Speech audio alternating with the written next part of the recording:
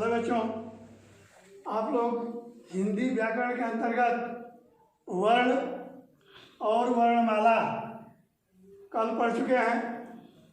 वर्ण किसे कहते हैं उसकी परिभाषा और वर्णमाला में कितने अक्षर होते हैं वो। तो वर्णमाला में तुम लोगों ने देखा स्वर और व्यंजन कुल मिलाकर के 52 वर्ण हैं, ये बताया गया था, टोटल दिखाया भी गया था। आप लोग देख लिए। इसके बाद देखेंगे वर्ण के भेद। वर्ण के कितने भेद होते हैं? वर्ण के 2 भेद हैं, पहला है स्वर और दूसरा है व्यंजन। पहला है स्वर और दूसरा है व्यंजन। तो आज हम लोग स्वर वर्ण के बारे में पढ़ेंगे। स्वर वर्ण क्या है?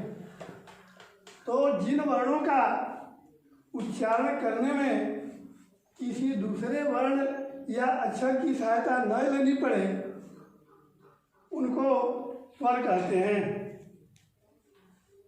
स्वर वर्ण व्यंजन वर्ण के उच्चारण में सहायता करते हैं, क्योंकि व्यंजन वर्णों को बिना स्वर की सहायता के बोला ही नहीं जा सकता है।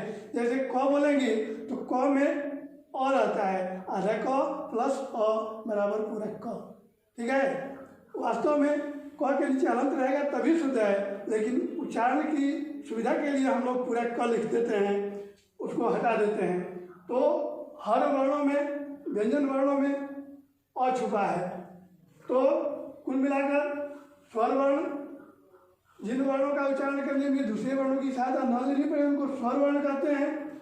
और स्वर वर्ण व्यंजन वर्णों की उच्चारण में उनकी सहायता करते हैं। इतना बात आप लोग समझ लिए। अब जैसे अ वर्ण के उच्चारण में किसी दूसरे वर्ण की सहायता नहीं लेनी पड़ती है। अ वर्ण बोलते हैं अ, ई, उ, री, तो किसी भी दूसरे वर्ण की इसमें सहायता नहीं ली गई है।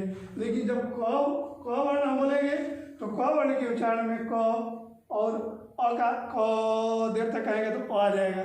इसका मतलब किसी वर्ण की सहायता और लेनी पड़ रही है, वो है अवर्ण। तो दूसरे वर्ण की सहायता लेनी पड़ती है, अतः अस्वर वर्ण है।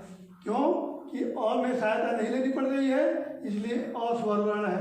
और क में सहायता लेनी पड़ रही है, इसलिए क स्वर वर्ण नहीं है, व्यंजन है, चाहे जो कुछ भी है।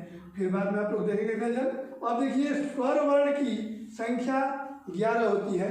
कल भी एक चीज बताया गया था, जैसे अ, आ, छोटी, बड़ी, छोटाऊ, बड़ाऊ, री, ए, ओ और औ। तो इस प्रकार से आप लोग देखें। अब आगे देखिए,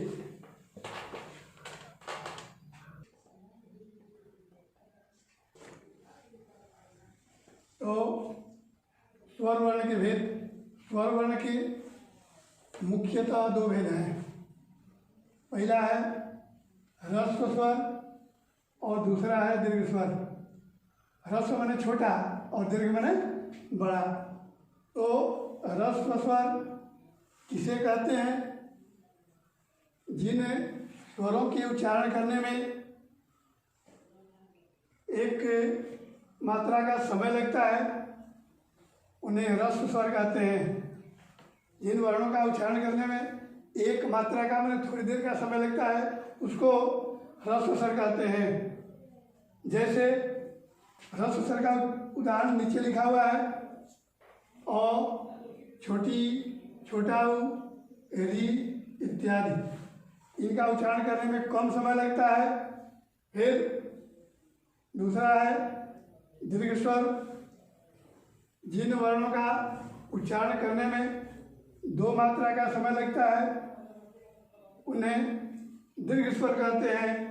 जैसे आ, बड़ी, बड़ाऊ, री इत्यादि, ए, औ इत्यादि।